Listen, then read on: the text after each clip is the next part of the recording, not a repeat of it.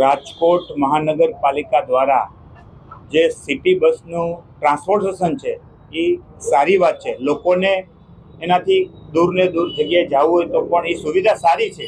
પણ છેલ્લા 3 મહિનાથી અકસ્માત જ થયા છે. ગઈકાલે પણ એક દીકરીનું મૃત્યુ નિપજ્યું હતું. એ દુઃખની બાબત છે.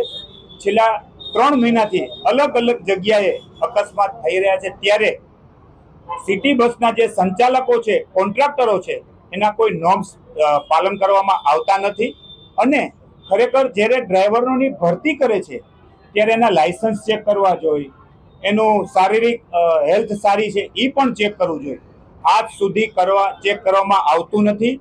અને જેને તેની ભરતી કરે છે એટલે આવા બનાવો બને છે.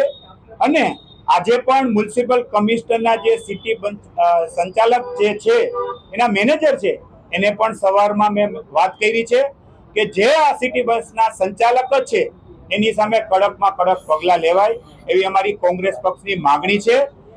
તમે ભરતી કરો, જે રાજકોટ મહાનગરપાલિકાની અંદર જેમ ભરતી કરો છો એમ સિટી બસમાં પણ તમે ભરતી કરો. એના નોર્મ શું છે એને ટ્રેનિંગ આપો.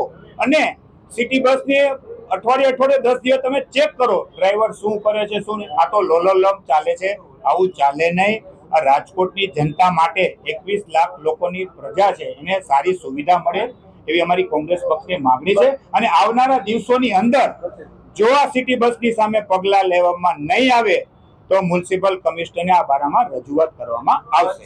ખરેખર રાજકોટ મહાનગરપાલિકાના જે સિટી બસ સંચાલક જે સંભાળે છે એની ગંભીર બેદરકારી છે.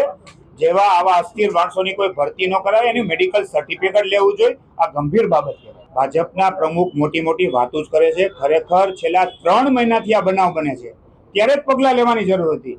ખરેખર આની સામે જે કોન્ટ્રાક્ટ ચલાવે છે એને બ્લેકલિસ્ટ કરો છે, નવા માણસોને તક આપવી.